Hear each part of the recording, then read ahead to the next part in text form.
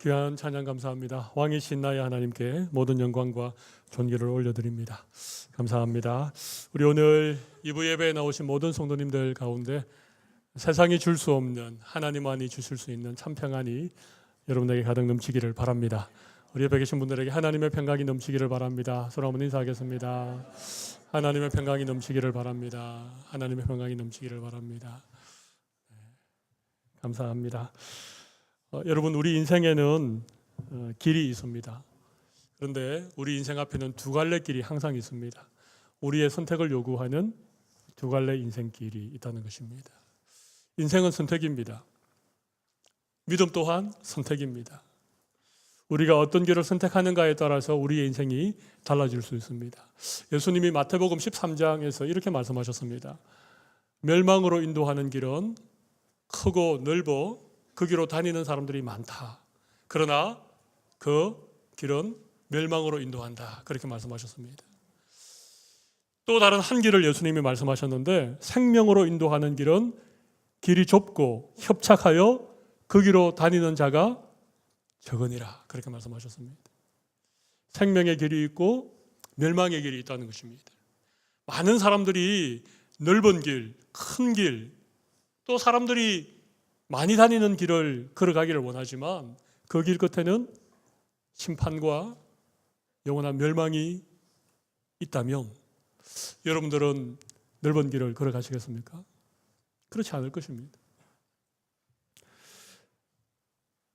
성경 말씀을 우리가 읽어보면 이렇게 우리가 생각할 땐 넓은 길, 또 사람들이 많이 다니는 길이 더 좋은 길 같은데 성경에서는 오히려 좁은 길, 사람들이 다니지 않는 그 길이 생명의 길이라고 얘기하시는 것 같은 역설적인 표현들이 참 많이 있습니다.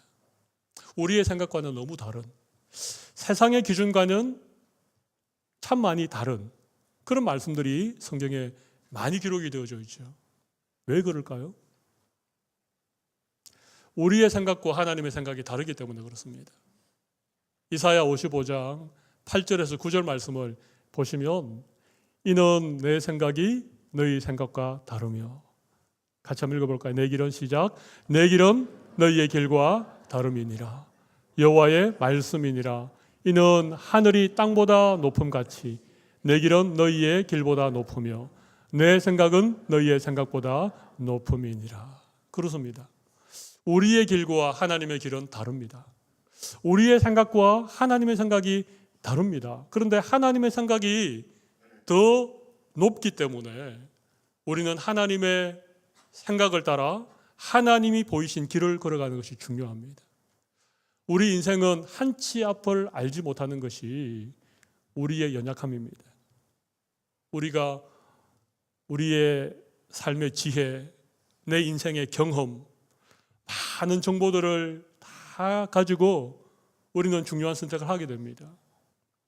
어떤 결정을 하게 되고 또 어떤 사람과 평생을 함께할 그런 선택을 하게 됩니다. 그런데 우리는 잘 모릅니다. 이 선택이 정말 올바른 선택인지, 이 사람과 평생을 사는 것이 정말 행복할지 우리 잘 모릅니다. 그런데 하나님은 모든 것을 아십니다. 우리의 과거도, 우리의 현재도, 우리의 미래도 하나님 다 아시기 때문에 하나님의 생각을 우리가 알고 하나님께서 원하시는 인생의 길을 믿음으로 선택하는 것이 정말 중요합니다. 하나님께서 우리에게 주시기 원하시는 것은 평안입니다. 우리에게 생명을 주시기 원하십니다. 우리에게 가장 좋은 것을 하나님 주시기 원하십니다.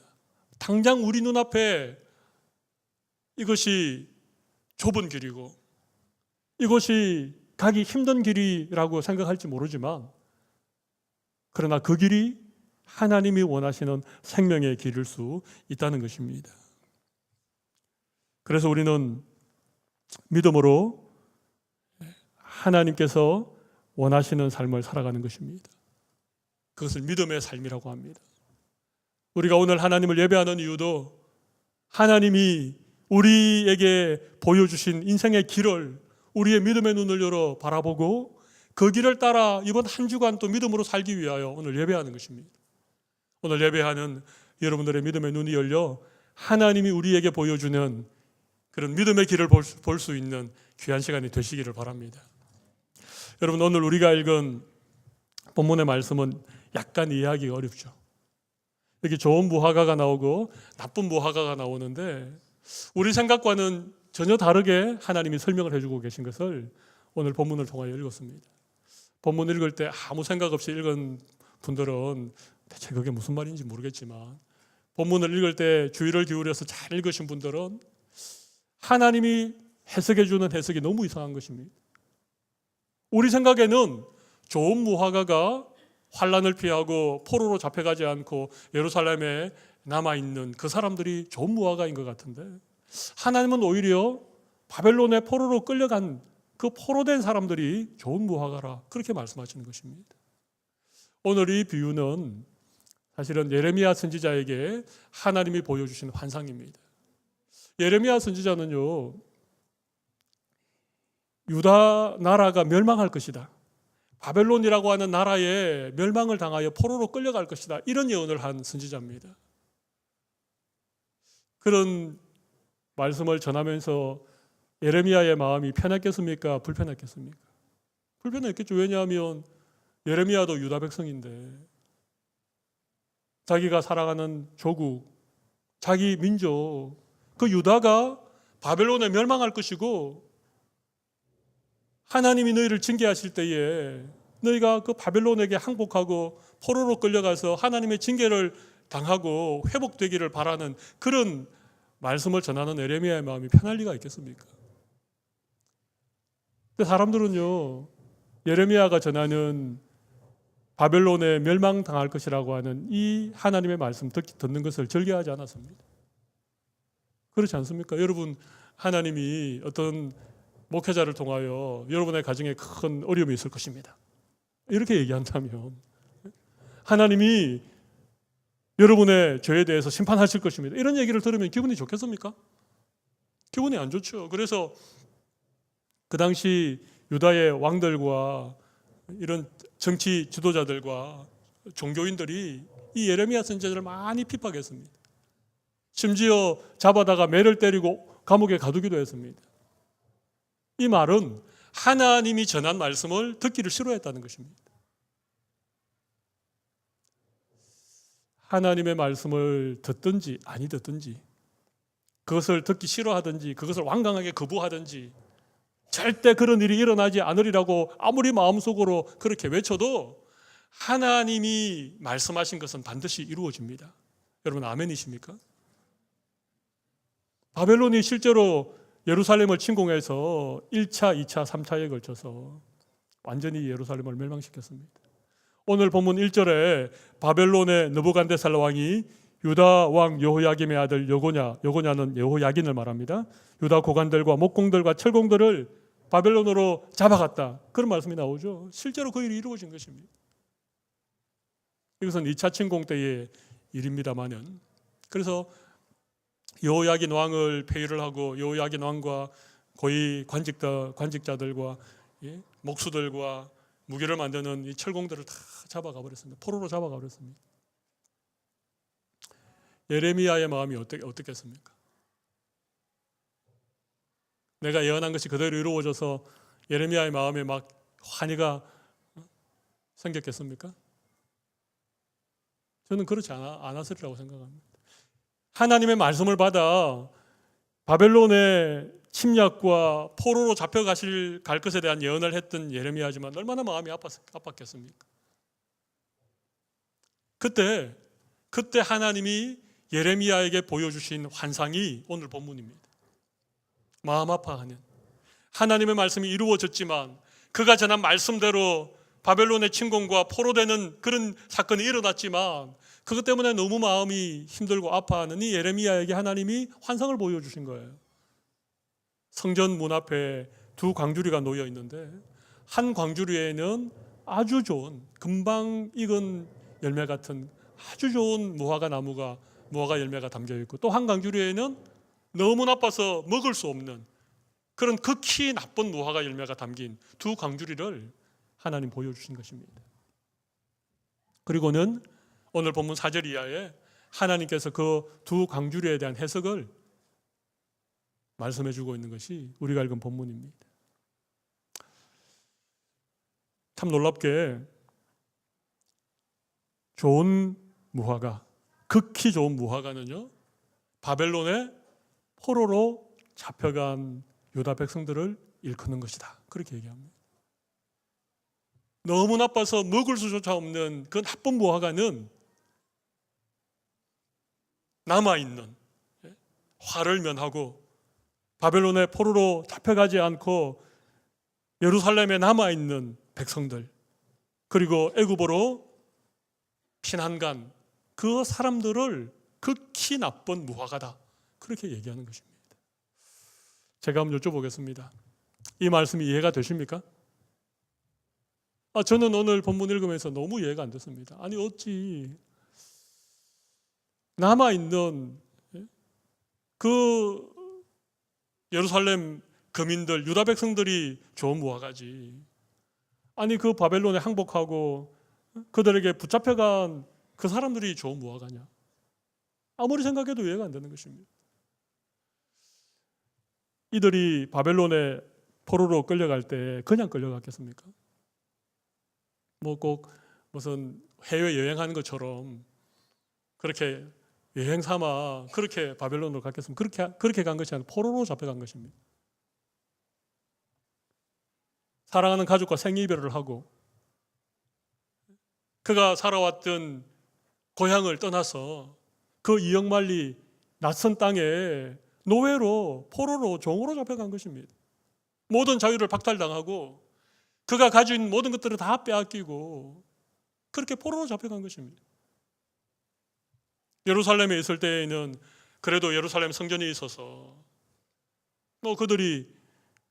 그들의 진심은 어떨지 모르겠지만 하나님께 제사도 드리고 하나님을 섬길 수 있는 그런 자유가 보장이 되었는데, 그 바벨론 땅에는요, 종교의 자유가 없습니다. 그들의 신체의 자유가 없습니다.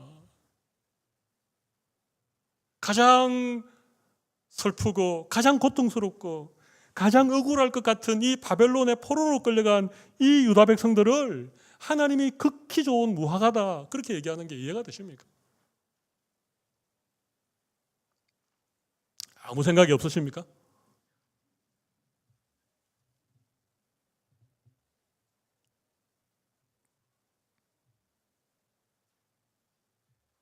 이게 다른 것입니다. 이게 하나님의 생각과 우리의 생각이 다른 것입니다. 이게 세상의 가치관과 하나님의 가치관이 다른 것입니다. 소위 세상 사람들이 말하는 어떤 성공, 세상 사람들이 말하는 잘 되고 또 복 받는 것, 이것과 하나님이 잘 된다라고 하는 것은 다를 수 있다는 것입니다. 물론 성경에는 꼭 이렇게 얘기하는 것만은 아닙니다. 성경에는 이렇게 아브라함에게 너의 자손이 창대한 민족이 되겠다, 그 약속도 하셨습니다. 내가 복을 주어서 너를 형통하게 하겠다, 그런 약속도 하셨습니다. 실제로 하나님 잘 믿어서 하나님이 형통하게 하셔서 애굽이라고 하는 나라의 총리 대신이 된 그런 요셉이라고 하는 인물도 있지 않습니까? 물론 그것도 하나님께서 주시는 복이지만 어떤 경우에는 우리가 생각하는 것과 전혀 다른 포로로 끌려가는 것을 하나님이 좋은 무화과다, 그렇게 얘기하실 수도 있다는 것입니다. 왜 그럴까요? 왜 하나님이 바벨론의 포로로 끌려간 이 유다 백성들을 참 좋은 무화과 나무 열매라고 얘기하시는 이유가 뭔지 제가 말씀을 좀 드려보겠습니다. 첫 번째는요, 하나님 말씀에 순종했기 때문에 그렇습니다. 첫 번째 이유가 뭐라고요? 하나님 말씀에 순종하는 것 때문에 그렇습니다. 하나님은 예레미야 선지자를 통해서 유다 백성들의 죄와 패역이 너무 극에 달했기 때문에 바벨론이라고 하는 나라를 통해서 그들을 징계하고 그들을 죄에서 돌이켜서 다시 하나님의 백성을 삼겠다, 그렇게 말씀하셨습니다. 그런데 그 얘기가 듣기가 싫은 것입니다. 자기는 아직까지 의롭고 하나님의 백성이라고 스스로 그렇게 생각하는 것입니다. 그래서 하나님이 하시는 말씀에 대해서 그들은 듣지 않았습니다. 그것을 거부했습니다. 특별히 오늘 본문에 보면 예루살렘에 남아있는 자들도 있지만 애굽으로 가서 거하는 사람들도 있습니다. 이 사람들은요, 아예 대놓고 하나님의 말씀을 거역한 자들입니다. 하나님은 애굽으로 돌아가지 말라, 애굽을 의지하지 말라, 그렇게 말씀하셨는데 애굽이 다시 세력을 회복하고 그 당시 좀 강성해지자 애굽으로 미리 피신간 자들입니다. 하나님을 의지하지 않고 하나님의 말씀에 순종하기보다는 어떤 자기의 생각, 자기의 판단, 스스로 살 길을 찾고 있는 이들이 지금 예루살렘에 남아있는 자들입니다. 애굽으로 피난 간 자들입니다. 이들은 하나님의 말씀에 불순종했기 때문에 그들은 나쁜 무화과가 될 수밖에 없는 것입니다. 순종이라고 하는 것이 하나님께서 참 기뻐하시는 것입니다. 우리는 순종 그 자체보다는 내가 순종하면 그 순종에 하나님이 어떤 복을 주시는 순종의 어떤 결과에 관심이 많은데, 하나님은 순종이라고 하는 그 자체를 귀하게 여깁니다. 그러니까 지금 바벨론의 포로로 끌려간 사람들은 하나님의 말씀을 본인이 원하든 원하지 않든 어쨌든 하나님의 말씀에 순종하는 자들이기 때문에 그것을 하나님 기뻐하신다는 것입니다. 그래서 그들을 좋은 무화과라고 얘기하신다는 것입니다. 순종에는 때로는 우리의 결단을 요구하고, 순종에는 어떤 대가를 필요로 하고, 순종하기 위해서는 우리가 고난을 감수해야 되는 일들이 혹 있을지 모릅니다. 포로로 끌려가는 것, 그거 얼마나 고통스러운 일이고 얼마나 그들이 감당해야 될 그런 어려움들이 많았겠습니까? 그러나 하나님이 그렇게 하라고 하셨으니까 그 말씀에 순종하는 것, 이 순종한 것 때문에 하나님이 그들을 좋은 무화과라 그렇게 얘기하신 것입니다. 여러분, 하나님 말씀 순종하는 거 어려우시죠? 순종이 쉽지 않습니다. 만약 순종하는 게 쉬우면 하나님이 왜 우리에게 순종하라, 순종하라, 순종하라 그렇게 하셨겠습니까? 아니, 순종이 밥 먹는 것처럼 쉬우면, 순종이 내가 하고 싶은 대로 다 하는 것이 순종이라면 하나님이 왜 우리에게 순종하라고 그렇게 말씀하셨을까요? 순종이 어렵기 때문에 그렇습니다. 순종하는 게 쉽지 않습니다. 순종이 뭔 줄 아십니까? 내가 하기 싫은 것이지만 하나님이 하라고 하니까 어쩔 수 없어 하는 것, 이게 순종입니다. 그게 순종입니다. 근데 하나님은 순종하는 그 자체를 하나님 기뻐하신다는 것입니다.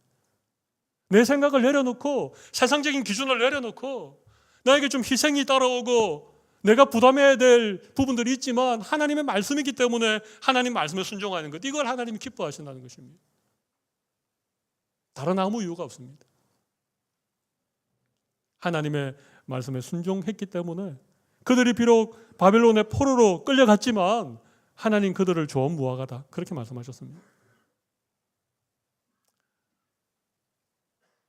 우리가 살아가면서 하나님 말씀 열심히 순종하려고 하는 것, 그 하나님 정말 기뻐하십니다. 우리가 유명해지는 것, 우리가 하나님을 위해서 어떤 멋진 대단한 일을 하는 것, 그것도 하나님 기뻐하시지만 그보다 하나님 더 기뻐하는 게 뭔가 하면 하나님 말씀 순종하려고 발부둥치고 하나님 말씀대로 살아보려고 그렇게 애쓰고 노력하는 이런 모습들을 하나님 정말 기뻐하십니다. 그것 때문에 내 형편이 좀 더 안 좋아질 수 있는, 내가 믿음으로 하나님 말씀 순종하기 위해서 선택한 그 결과 때문에 내가 좀 어려움을 겪는 일이 혹 우리에게 있을지라도 하나님 그것을 기뻐하신다는 것입니다.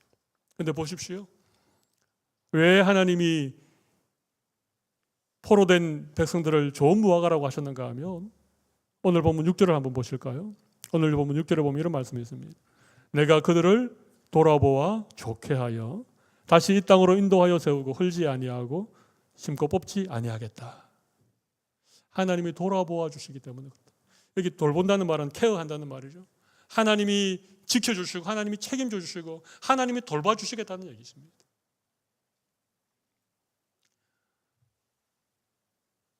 하나님이 돌보지 않으면 그들이 살아갈 수 없기 때문에 그래서 하나님이 그들을 돌보아 주시겠다는 얘기입니다.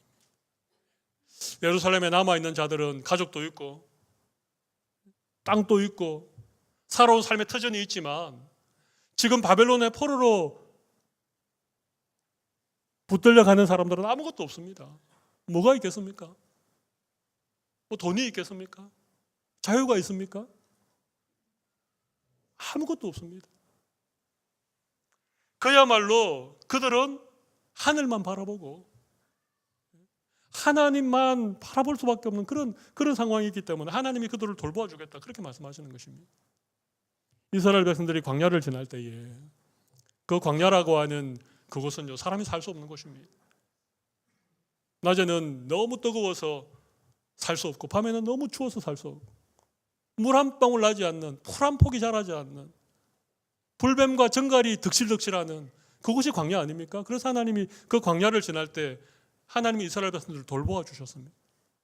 낮에는 구름 기둥으로 햇빛을 가려주시고 밤에는 불 기둥으로 추위를 막아주시고 하늘에서 만나를 내리셨지 않습니까? 반석을 깨뜨리셔서 반석에서 물이 솟아나게 하셨습니다. 그들의 옷이 헤어지지 않았습니다. 40년 동안 그들의 발이 부르트지 않았습니다. 하나님 돌보아 주신 것입니다. 하나님이 책임져 주신 것입니다. 하나님이 그들을 머리털부터 발끝까지 하나하나 다 책임져 주셨습니다.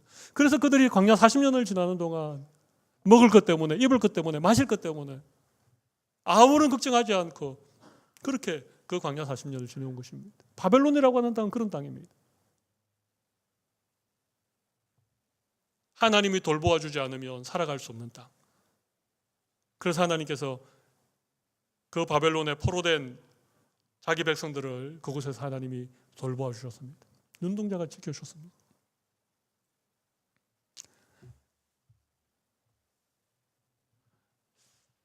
여러분, 하나님이 돌보아 주시는 바벨론 땅, 그 땅을 살아가는 포로된 유다 백성이 좋은 무화과입니까? 아니면 하나님 말씀 불순종해서 그들의 삶의 터전을 지키고 그들의 스스로의 힘으로 자기의 살 길을 찾아서 살아가는 이 예루살렘 땅에 남아있는 이 백성들이 좋은 무화과입니까? 왜 하나님께서 바벨론에 포로된 유다 백성들이 좋은 무화과라고 얘기하셨는지 조금 이해가 되십니까? 그것 때문에 그러신 것입니다. 하나님이 돌보아 주신다면 비록 바벨론 땅에 포로된 삶을 살아가지만 오히려 그곳이 하나님과 함께하는 더 좋은 그런 하나님의 은혜가 있는 곳이기 때문에 그 백성들을 좋은 무화과라 그렇게 얘기하는 것입니다. 우리는 환경이 중요하다고 늘 생각합니다. 그런데 제일 좋은 환경은 다른 환경이 아닙니다. 하나님이 함께 하시는 환경. 그게 제일 좋은 환경입니다. 아무리 좋은 환경에 살아도 하나님이 없다면 그 환경은 멸망길로 인도하는 넓은 길을 걸어가고 있는 것입니다. 제가 오늘 말씀을 준비하면서 오늘 말씀 만만치 않다. 오늘 말씀 이거 잘 전하지 않으면 모처럼 주일날 교회 오셨다가 하나님 말씀 듣고 위로받고 은혜 받으려고 오셨다가 오늘 이 말씀 듣고 화들짝 놀라가지고 믿음으로 순종하며 살아가는 게 힘들구나 그런 생각할까 봐 제가 참 마음에 기도가 많습니다만은 그러나 중요한 건 이겁니다. 어떤 환경이든지 상관없습니다. 그 환경만을 가지고 좋고 나쁘고를 우리 얘기하지만 그보다 훨씬 중요한 게 뭔가 하면 하나님이 돌보아 주시는가, 하나님이 함께하지 않는가, 이게 중요하다는 것입니다. 여러분 오늘 어떻게든 유다 땅에 남고 애굽으로 피난 간 이 사람들을 하나님이 어떻게 하겠다고 오늘 본문에서 얘기하고 계십니까? 9절 말씀 보십시오. 정말 읽기에도 참 무거운 그런 말씀들이 있죠. 세상 모든 나라 가운데 흩어서 그들에게 환난을 당하게 할 것이며, 또 그들에게 내가 쫓아보낼 모든 곳에서 부끄러움을 당하게 하며 말거리가 되게 하며 조롱과 저주를 받게 할 것이며, 내가 칼과 기근과 전염병, 칼은 전쟁을 의미합니다. 기근은 굶어 죽는 걸 얘기합니다. 전염병은요, 병들어 죽는 걸 얘기합니다. 전쟁에 죽든지 굶어 죽든지 병들어 죽든지 그들을 가운데 보내 그들이 내가 그들과 그들의 조상에게 준 땅에서 어떻게 하기까지요? 멸절하기까지 이르게 하리라 하시니라. 멸절이라는 말은요, 하나도 남기지 아니하겠다는 얘기입니다. 완전히 멸망시키겠다, 그 얘기입니다. 무섭지 않습니까? 그래서 예루살렘에 남아있는 자들은 나쁜 무화과입니다. 썩어서 냄새나서 먹지 못하는 나쁜 무화과입니다. 여러분, 오늘 이 좋은 무화과와 나쁜 무화과를 볼 수 있는 믿음의 눈이 우리에게 열렸으면 좋겠습니다. 이게 믿음입니다. 우리가 믿음으로 산다는 것은요, 어떤 것이 좋은 것인지 어떤 것이 나쁜 것인지를 하나님의 기준에서 선택하고 그렇게 그 길을 걸어갈 수 있는 게 그 믿음 아니겠습니까? 그 길을 걸으면 하나님이 우리를 기뻐하시고 하나님이 우리를 돌보아 주시겠다, 그렇게 말씀하십니다. 또 한 가지 중요한 약속이 있습니다. 우리가 오늘 읽었던 본문 7절 말씀을 같이 한번 볼까요? 우리 7절 같이 한번 읽어보겠습니다. 내가 여호와인 줄 아는 마음을 그들에게 주어서 그들이 전심으로 내게 돌아오게 하리니 그들은 내 백성이 되겠고 나는 그들의 하나님이 되리라. 여러분, 이것입니다. 세 번째 이유는요, 바로 이것입니다. 내가 여호와인 줄 아는 마음을 그들에게 주겠다는 것입니다. 하나님의 마음을 백성들에게 주겠다는 것입니다. 하나님의 마음을 우리에게 주시겠다는 것입니다. 정말 하나님이 하나님이시구나, 이 세상 천지에 하나님밖에 계시지 않구나, 하나님이 나의 창조자시고 하나님이 나의 구원자시고 하나님이 내 모든 것을 책임지시는 분이시구나, 이 세상에 하나님밖에 없구나, 이런 마음을 누구에게 주겠다고요? 바벨론의 포로로 끌려간 그 백성들에게 주겠다는 것입니다. 제가 말씀드린 것처럼 바벨론은요, 아무것도 없습니다. 정말 하나님만을 바라보고 하나님을 의지하지 않고는 한시도 살아갈 수 없는 그 땅이 바벨론 포로된 땅입니다. 그런 유다 백성들에게 하나님이 여호와가 하나님인 줄 아는 마음을 그들에게 주겠다는 것입니다. 그리고 더 놀라운 말씀은요, 그들이 전심으로 내게 돌아오게 하겠다는 것입니다. 여러분, 전심이 뭡니까? 전심은요, 하나님께 내 마음 모두를 다 드리는 것입니다. 제가 지난 시간에 우상숭배에 대한 얘기를 했습니다. 우상숭배는요, 하나님께 완전히 등을 돌리고 우상에게 절하는 게 우상숭배가 아닙니다. 하나님도 섬기고 우상도 섬기는 것입니다. 내가 하나님 믿지만 세상을 의지하고 살아가는 이런 우리의 삶의 모습들. 그런데 하나님은 바벨론으로 포로로 데려간 그 유다 백성들이 전심으로 하나님께 돌아오는, 그래서 하나님의 마음을 우리에게 주시겠다는 것입니다. 그리고 우리 7절 마지막에는 이런 말씀이 있죠. 그들은 내 백성이 되겠고 나는 그들의 하나님이 되리라. 내가 너희 하나님이 되겠다. 내가 너희 하나님이 되겠다.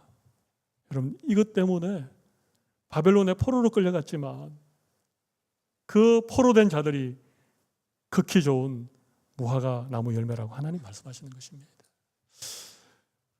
여러분은 어떻습니까? 전심으로 하나님께로 향하고 계십니까? 하나님의 마음을 여러분 알고 계십니까?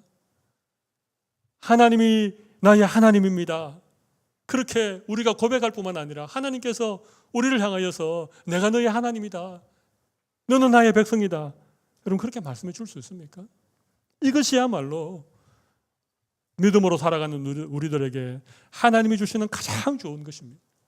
최상급의 무화과 나무 열매 같은 그 은혜를 주시겠다고 하시는 것이죠. 제가 정말 바벨론의 포로로 붙잡혀간 유다 백성들의 삶이 어떤지에 대해서 좀 이렇게 살펴보았습니다. 여러분 혹시 아십니까? 다니엘이라고 하는 사람 아십니까? 그는 포로로 잡혀갔지만 그곳에서 가장 높은 관직을 했던 사람입니다. 여러분 혹시 에스더라고 아십니까? 그는 한 나라의 여왕이 된 사람입니다. 정말 하나님께서 그들을 바벨론으로 옮겨 놓으셨지만 하나님이 그들을 정말 잘 보호하셨습니다. 그들을 돌보아 주셨습니다. 그들이 더 하나님만을 찾는 그런 순수한 믿음의 자리에 그들을 세우셨습니다. 그래서 마치 이 온실을 만들고 그 안에 하나님이 따로 이렇게 옮겨 놓고 그 안에서 보호하는 것처럼 그렇게 유다 백성들을 바벨론에서 70년 동안 그들을 돌보아 주시고 그들이 그곳에서 오히려 더 번성하게 그렇게 해주셨습니다. 그리고 그 이방 땅에서 하나님의 영광을 드러내는 하나님의 살아계심을 선포하는 그런 백성들로 하나님 그곳을 사용해 주셨습니다. 우리의 생각과는 너무 다른 것이죠. 어쨌든 우리는 악착같이 우리의 것을 지키고 어쨌든 그것을 내가 놓지 않으려고 우리 발버둥 치지만 오히려 하나님은 우리가 생각하는 것과 전혀 다른 방식으로 우리의 삶을 이끌어갈 수 있다는 것입니다.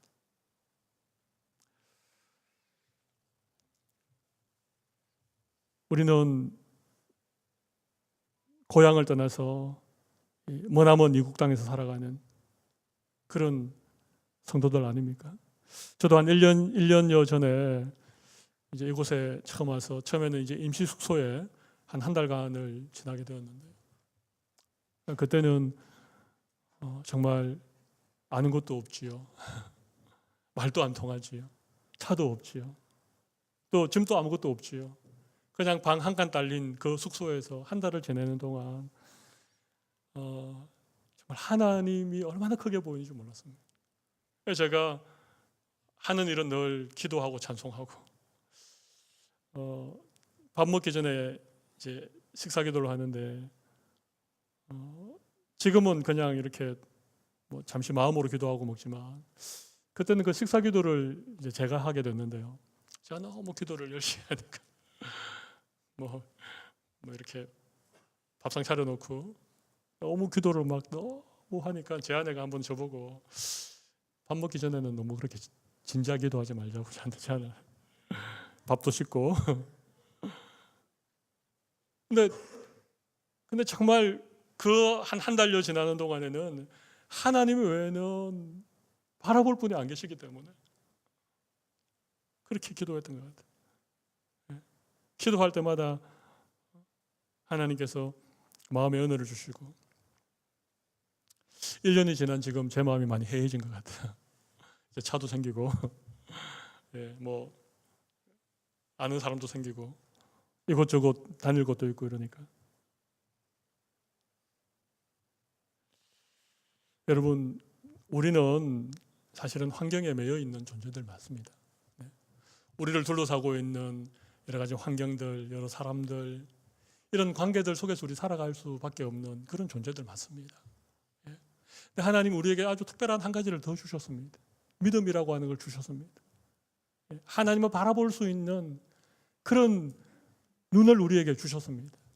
그래서 우리는 환경에 매여서 살아가지만 이 환경을 떠나서는 우리가 살 수 없지만 그래도 가끔은 하나님을 바라보고 하나님이 나에게 원하시는 것이 무엇인지에 대한 그런 믿음을 가지고 그렇게 살아가는 건 너무 중요합니다.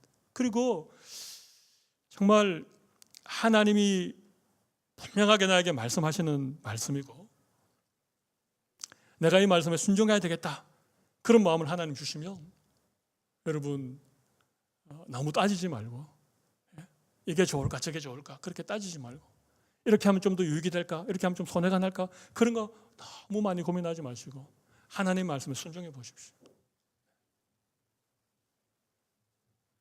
순종했기 때문에 여러분에게 혹 조금 더 어려움이 있을지 모르겠습니다. 내가 정말 순종하는데도 하나님이 내가 순종하는 모습을 보고 계신지 안 보고 계신지 좀 헷갈리는 그런 시간들이 혹 여러분에게 있을지도 모르겠습니다. 근데 분명한 한 가지 사실은요, 내가 순종하는 그 자체가 하나님 보실 때에는 정말 가치 있고 귀한 일이 된다는 것입니다. 그리고 우리가 순종하고 전심으로 하나님이 원하시는 그 길을 우리가 걸어가면 하나님이 반드시 우리를 돌보아 주시고 하나님의 마음을 우리에게 주십니다. 하나님의 마음이 깨달아지는 것이죠.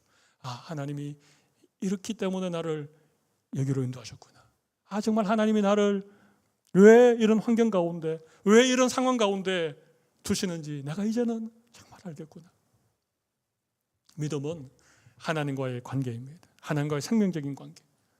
하나님이 나의 하나님이 되고 내가 그분의 백성 되는 이 놀라운 하나님과의 믿음의 관계, 이것이 중요한데 우리가 하나님 말씀 순종하며 살아가면 하나님이 반드시 우리의 삶 가운데 하나님께서 주시기 원하는 그 하나님의 마음을 우리가 깨닫고 이제는 환경에 얽매여 살아가는 자들이 아니라, 환경에 지배받으면서 일희일비하면서 그렇게 살아가는 자들이 아니라 믿음으로 환경을 좀 뛰어넘는, 어떤 환경 속에서도 하나님을 바라보면서 승리할 수 있는, 어떤 환경 속에서도 하나님으로 인하여 기뻐하고 감사할 수 있는 그런 믿음의 삶을 살아가는 우리 모든 성도들이 다 되시기를 바랍니다.